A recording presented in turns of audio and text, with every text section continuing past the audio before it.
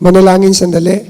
Father, in the name of Jesus, we just allow your Holy Spirit to speak to our hearts this afternoon. Father, we thank you that your revelation will transform our lives to be fruitful, to be productive for your kingdom. In Jesus' name, Lord, we pray. Amen. So, ang share ko po this afternoon ay, alam nyo, lahat tayo, sabihin mo, lahat tayo may takot. Lahat tayo may kinatatakutan. At kuminsan, sa dami ng mga takot na alam natin sa buhay, meron po tayong isang takot na, sabihin mo, nakalimutan. Yung takot na pinakamahalaga, yun ang nawala kasi natabunan siya ng sari-sari at iba't ibang takot. Kaya pinamagatan ko po ito, the forgotten fear. Restoring the fear of the Lord in the church. Sabi po sa Acts chapter 9 verse 31, then the church had peace throughout Judea, Galilee, and Samaria, and it became stronger as the believers lived in the fear of the Lord. And with the encouragement of the Holy Spirit, it also grew in numbers. Mapapansin po natin yung early church kung paano siya dinescribe. Of course, ni Apostle Luke, pero I believe description ito ng Holy Spirit. Ang picture daw na mapapansin mo sa early church ay, una, meron siyang kapayapaan. Pangalawa, ang early church, they live in the fear of the Lord. Ibig sabihin, yung takot sa Diyos, lifestyle nila. Evident sa buhay nila. Ang medyo problema natin ngayon sa modern day church, itong fear of the Lord na ito parang nawawala. Lumalabnaw, parang ang simbahan ngayon ay anemic pagdating sa takot sa Panginoon. And then, nasa kanila rin yung encouragement of the Holy Spirit. At dahil po rito, ang sabi ng Bible, they continue to grow in numbers. So, ang simbahan palang lalago ay ang simbahang may kapayapaan, lumalakad na may takot sa Panginoon at simbang nararanasan ang kaaliwan ng Holy Spirit. Sa Deuteronomy chapter 6, verse 2 and 3, sabi po sa verse 2, and you and your children, sino? Magulang, kanyang mga anak, and grandchildren, mga apo, ay ano? So 3 generation po yun. Magulang, mga anak niya, mga apo niya, ay ano? Mas. Ano yung mas? Ano yung salitang mas? M-U-S-T. Pag sinabi bang mas, meron kang option? Pwede kang mamili kung ayaw mo, kung gusto mo. Pwede ba yon? Ay, ba't man lang sa simbahan, kung ayaw mo matakot kay Lord, pwede. Kung gusto mo matakot kay Lord, matakot ka. Kung ayaw mo, wag mo. Bakit nagiging optional yung pagkatakot sa Diyos? Samantalang dito, sabi, you, your children, your grandchildren must fear the Lord your God. Bakit nawawala ang takot ngayon? Sa pamilya, sa sambahayan.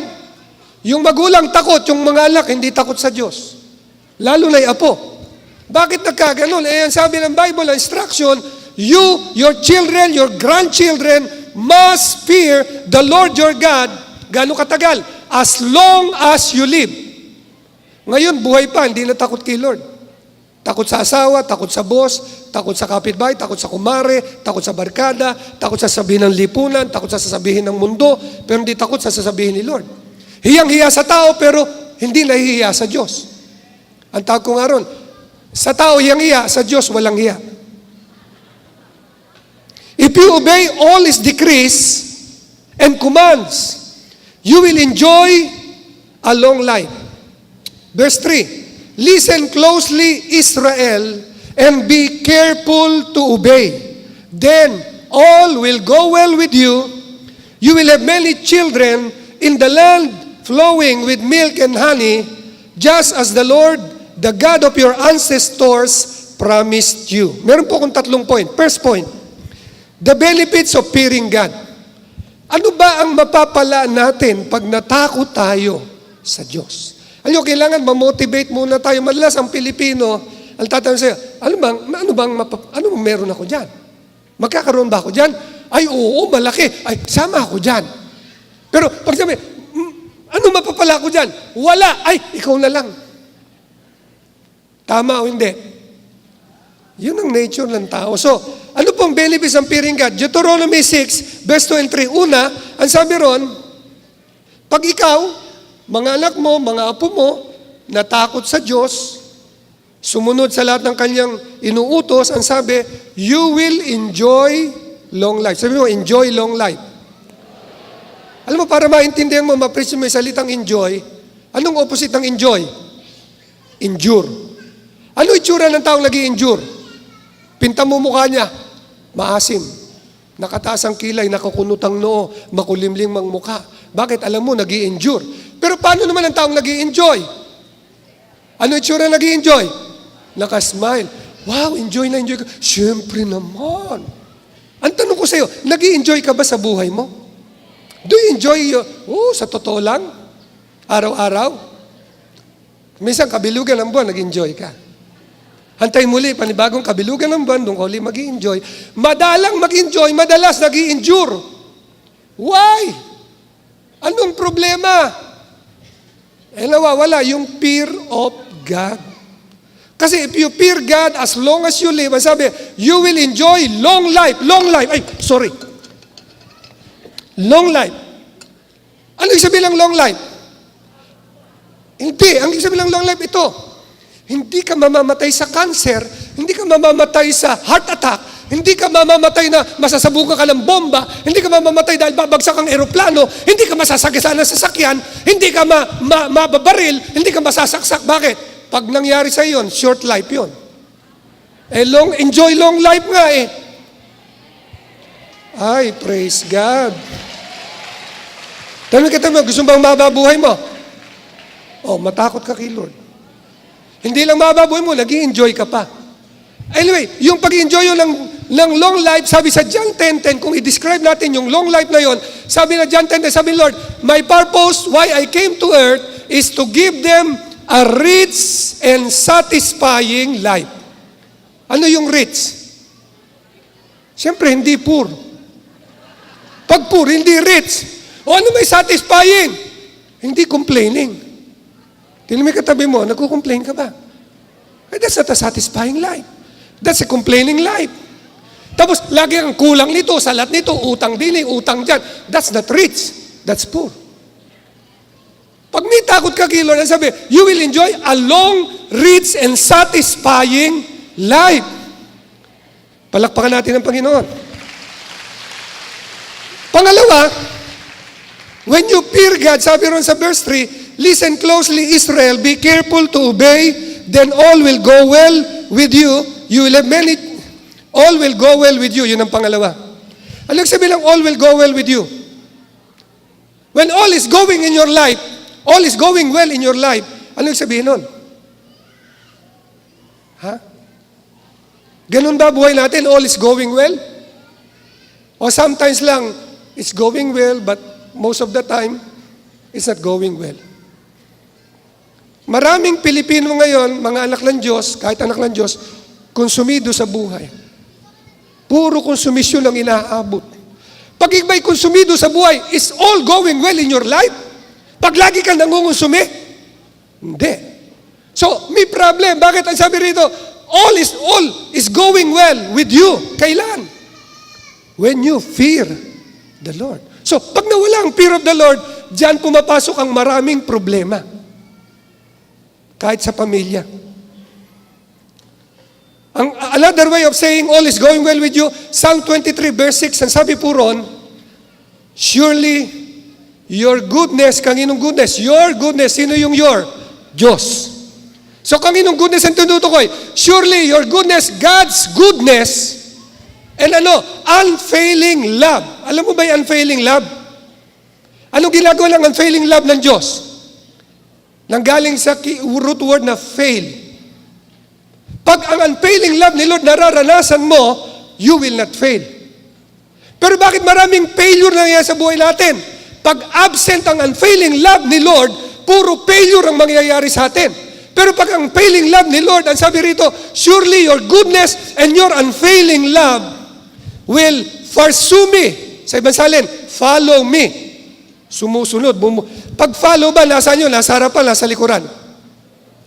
Nasa likod, bumubuntot. Ano nakabuntot sa'yo? Hindi kamalasan, hindi kahirapan, hindi si Satanas ang bumubuntot sa'yo. Hindi problema bumubuntot sa'yo. Ang bumubuntot sa'yo, goodness ng Diyos. Ang bumubuntot sa'yo, unfailing love ng Diyos.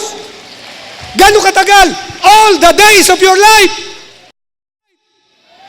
Paano yun? All the days of your life. Hindi sometime, hindi someday. All the days of your life. Your goodness and your unfailing love will follow me all the days of my life, and I will live in the house of the Lord forever. Ang ambience ng buhay mo, presensya ng Diyos. Amen? Pero kailan ito? If you fear God as long as you live. Minsan tayo, iba natatakot kay Lord for 1 week. Second week, hindi natakot kay Lord. Iba, takot naman kay Lord hanggang 1 month. Iba, hanggang 1 year. Tapos after 1 year, hindi natakot kay Lord. Dapat hanggang kunin tayo ni Lord, takot tayo kay Lord. At pangatlo, you will have many children. Ito na nga yung G12 vision. Dadami ang lahi mo. You will have many children. Saan? In the land flowing with milk and honey. Sino gusto nun? Ala, ang hina nung amen mo. Sino ang gusto nun? You will have many children. Saan? Alam mo, merong tao maraming anak, pero puro kahirapan. Hindi mapakain yung maraming anak. Ito, dadami anak mo, yung lahi mo, pero nasa ang lahi mo? In the land flowing with milk and honey. Woo! Okay, pangalawang point na tayo. What is the fear of the Lord? Ano may pagkatakot kay Lord? Una, to fear the Lord is to hate evil. Sabi ng Proverbs 8 verse 13, the fear of the Lord is to hate evil. Isipin mo to, if we hate evil, how can you continue doing what you hate? How can you tolerate what you hate? Hindi, mahirap mong ituloy yung bagay na sobrang kinasusuklaman, kinapuputan mo, yung ayaw mo, pag nabanggit pa lang, galit na galit ka na. Paano mo itutuloy-tuloy yun? So pag meron tayong fear of God, hindi ka pwedeng magpatuloy sa kasamaan. Pero bakit ang kasamaan sa simbahan kung minsan tuloy-tuloy lang? Wala yung fear of the Lord. To fear the Lord is to hate evil. I hate pride. Yan, pride. Alam mo yung pride, minsan ang pride, present na present sa simbahan eh. Kahit sa pastor. Yung pastor, wag lang magkaroon ng konti, ang yabang na. Nagdagdagan ng konti, ang yabang na. Parang siya na ang pinakamagaling na pastor sa lahat ng mga pastor sa buong mundo. Ang bilis yumabang ng pastor. Bakit? Wala yung fear of the Lord. Kasi kung ang pastor may takot kay Lord, eh, kung pinagpapala ka, alam mo yung palay, pag hinog, nakayuko. Pag ang palay mapula na tapos nakadiretso, walang laman, ipa. Nandiyan pa ba kayo? Mendes ka pinagpapala, humble ka, hindi ka hambog. Pero ngayon, usong-usoy ka hambugan sa simbahan. Kaya nag-aaway ang mga pastor. Bakit? Pagalingan, pasikatan. Pati sa billing kung sino number 1. Nandiyan pa ba kayo? Arrogance, evil behavior, and perverse speech. To fear the Lord, una, to fear the Lord is to hate evil. Pangalawa, to fear the Lord is to change your ways. Pag natakot ka kay Lord, magbabago ka ng gawi, magbabago ka ng lakad, magbabago ka ng ugali, magbabago ka ng ginagawa. Psalm 55 verse 19, God who has ruled forever, He will hear me and humble them, for my enemies refuse to change their ways. Yun daw kaaway niya, ayaw magbago ng gawi. Why? They do not fear God. Panggan mo to. Lahat ng mga anak ng Diyos na ayaw magbago, walang takot sa Diyos. Tingnan mo katabi mo. Ayaw mo bang magbago? Mali na, ayaw mo pang baguhin. Ayaw mo talagang magbago, tigas ng ulo mo. Wala kang takot sa Diyos. May mga lakbang ng Diyos o walang takot sa Diyos? Marami. Nasaan yan? Nasa simbahan. Sabi nga nila, liars go to church. Mambobola goes to church. Pero kung may takot ka sa Diyos, magbabago ka. May katabi mo, may takot ka na ba? Ay, yan, magbabago ka na. O parang di mo masabi yan, parang you cannot persist in disobedience. Pag nagpatuloy ka sa katigasan ng ulo, you do not fear God. Pag nagtuloy-tuloy ka sa kasalanan, wala kang takot sa Diyos. Pag tinatrato mo ang linggo na holiday, hindi holy day, kaya linggo nasa Boracay, nasa Bigan, nasa Pagudpod, nasa Cebu, nagsuswimming, hindi sumasamba, walang takot sa Diyos. Not putting God first, pag di mo inuuna ang Diyos sa buhay mo, hindi ka takot sa Diyos. Pag ikay nagko-compromise, meron kang conformity with the world, ibig sabihin nun, mas takot ka sa mundo, sa sanlibutan, sa sasabihin nila, sa peer pressure, kesa takot ka sa Diyos. Pangatlo, so to fear the Lord is to hate evil, to fear the Lord is to change your ways, at pangatlo, to fear the Lord is to tremble at the word of God. Sabi lang Isaiah 66 verse 2, my hands have made both heaven and earth, they and everything in them are mine. I, the Lord, have spoken. I will bless those who have humble and contrite hearts, who tremble at pagpapalain ni Lord. Kunin natin yung last part. Pagpapalain daw, i-bless ni Lord yung those who tremble at the word of God. Tayo ba nanginginig sa salita ng Diyos?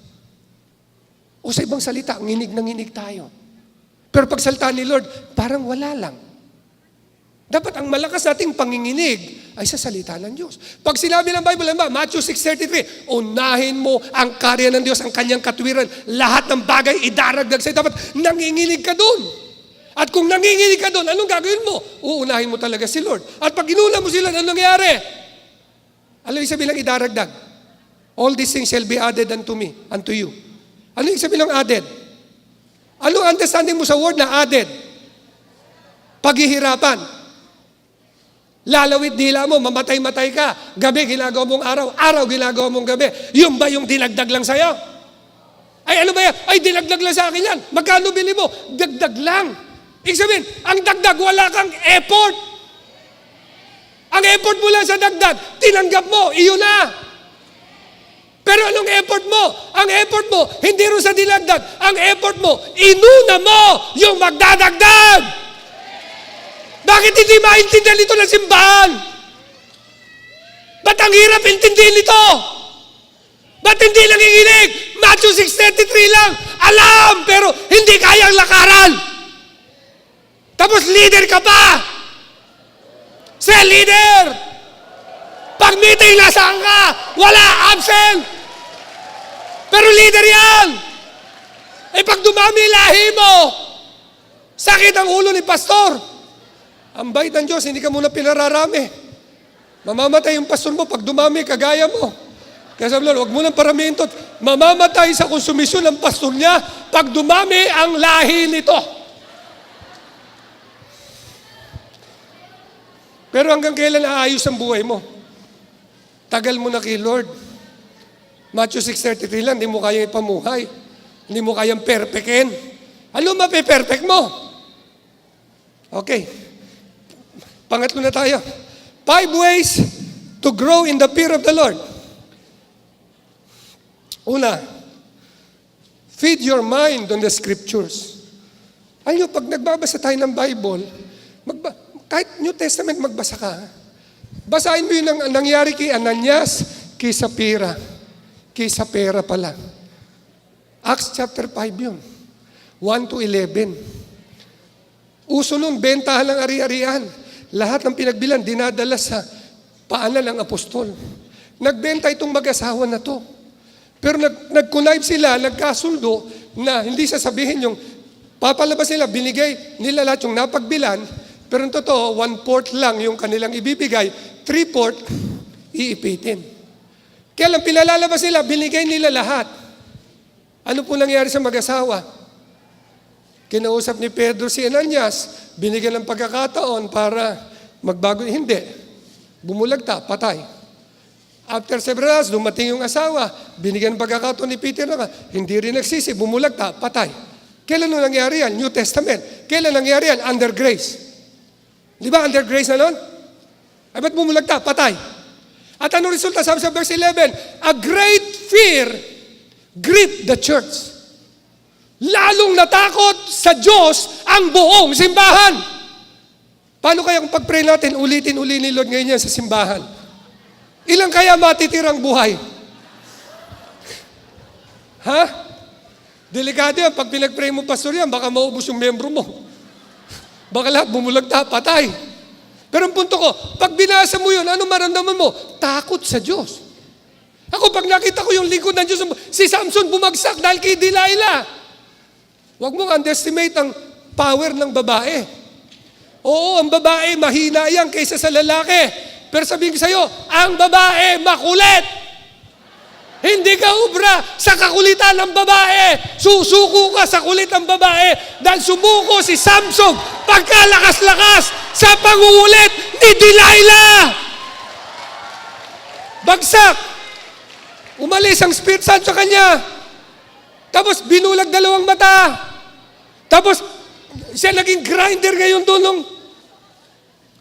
nung basahin ko yung paglabas, natatakot. Sabi ko, Lord, nakakatakot pala. Pag umalis ang Espiritu mo sa amin, patay kang bata ka. Natakot ako. Kaya ako sabi ko, Lord, mahal ko yung misis ko. Kahit ano mangyari, hindi ko gagayahin yung ginawa ni Samson. Yan ang fear of God. Pangalawa, learn to feed your soul on the majestic greatness of God. Sa akin po pagka naupo na ako tapos nagpapasalamat ako sa kabutihan ni Lord. Nung araw, binata ako. Pero born again ako nag-pray, Lord, pahingi ng bahay at lupa. Answered prayer. Lahat ng hiningi ko kay Lord, answered prayer. Tama yung sabi ni Bishop Luis, ang Lord pag sumagot, hindi, no, wait, yes lang. Puro yes lang. Isang prayer ko lang hindi sinagot ni Lord eh. Lord, pahingi po lang anak na lalaki. Binigay sa akin babae kasi mas malakas pala si Mrs. kaysa sa akin kay Lord. Siya, hiningi niya pala babae. Siya, pinakinggan ni Lord, hindi ako. Doon lang nasira yung prayer ko. Ngayon, Lord, bakit po babae? Elijah, isang portion lang ng anointing yan. Elisha, double portion ng anointing. Ano ba ang gusto mo? Single portion ng anointing o double portion? Lord, double portion. O kaya Elisha. Ay, salamat Lord, naintindihan ko.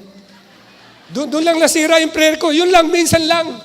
Pero lahat ng prayer ko, sinagot ng Diyos. Ngayon, ang punto ko, kung ganun kabuti ang Diyos sa akin, aabusuhin ko ba yung kabutihan niya? Will I abuse the goodness of God? Yung nga sabi ni Bishop Luis kanina, may mansyon ka na sa langit. Pinataw ng kasalanan mo, naging anak ka lang ng Diyos. Naging lingkod ka ng Diyos. Tapos may papagawa lang ang Diyos sa'yo, nagre-reklamo ka pa. Mahiya ka sa Diyos. Wala kang takot sa Diyos. No! Ako talaga, ubusin ko sa simbahan yung mga walang takot kay Lord. Ubusin ko yan. Kailangan, ubusin na natin yan, yung walang takot kay Lord. Kasi kailangan ng simbahan mabalik yung takot sa Diyos. Pangatlo, seek to cultivate an awareness of God's presence. Alam mo, mahirap matakot sa Diyos na pagkalayo-layo. Ang problema natin sa relihiyon, pag tayo nung sisimba, pag uwi natin, yung Diyos naiiwanan sa simbahan. Di siyempre, pag naiwanan, di ka na makikita. Kahit anong gawin mo, okay lang, di ka na makikita ng Diyos mo kasi naiwan siya ron eh. Sa atin, di pwede yun. Bakit? Sa atin, pag uwi natin, kasama mong uuwi ang Diyos. Pag uwi mo sa bahay, kasama mo umuwi ang Diyos sa bahay. Pag nag-iisa ka sa dilim, kasama mo rin ang Diyos. Walang dilim sa Diyos, puro liwanag lang. Kung alam mo yon, matatakot ka sa Diyos. Yung mag-isip lang ng masama, wow, hindi ka ba mahiya sa Holy Spirit nakatira sa'yo? Omniscient, tapos nag-iisip ka ng masama? Mahiya ka nga. Walang hiya. Ba't ka nakapag-isip ng masama? Mag-isip ka ng masama laban sa pastor. Paano mo nagagawa yan? Wala kang takot sa Diyos. May sinabi lang, di mo naintindihan. Hindi mo tinanong yung pastor, hindi mo kinlarify. Tapos titirahin mo kagad yung pastor, lalabanan mo. Wala kang takot sa Diyos. Pero kung nasa yung presensya ni Lord, mahihiya ka. Ako sa akin, di ako kailangang bantayan ng asawa ko. Hindi man niya ako kayang bantayan 24 oras. Kung hindi niya ako kayang bantayan, hindi ko na niya ako kailangang bantayan kasi kasama ko si Lord, binabantayan ako ni Lord. Pag gumawa ako ng kalokohan, huli kagad ako ni Lord. Ikaw, pag gumawa ka ng kalokohan, huling-huli ka ni Lord. Kala mo, hindi ka nakikita. Matakot ka sa Diyos. Pangapat, tatapusin na natin to. Associate closely with those who walk in the fear of God. Kailangan ng kaibigan, barkada mo, kapwa mong may takot din sa Diyos. Kailangan may takot sa Diyos. Huwag kang babarkada sa mga taong walang takot sa Diyos kasi may virus yun. Hahawaan ka lang ng virus na walang pagkata. Huwag ka lang sumamba ngayon. May naman lakad ng barkada natin. Naku, happenings to. Gimmick ito talaga. Naku, mag-enjoy tayo ng gusto rito. Huwag ka na muna sumamba ngayon. Mabait naman ang Diyos mo. At your God is so merciful and so forgiving. Hindi ba merong 1 John 1:9 sa Bible? Mag 1 John 1:9 ka na lang. Umabsent ka muna ngayon, huwag kang sumamba. At meron namang 1 John 1:9. Ay, itong isang problema simbahan, naging paborito ang 1 John 1:9. At ang motibo lang sa 1 John 1:9, gagawa muna ng kasalanan, tapos magpe-1 John 1:9. Paano yan? Alam mo nang mali, gagawin mo pa. Alam mo, pag alam mo na mali, tinuloy mo pa, wala kang takot sa Diyos.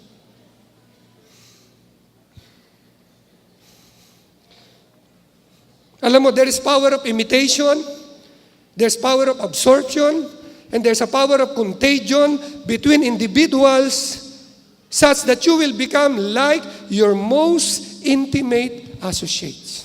Consider ganun ka. Positive, negative.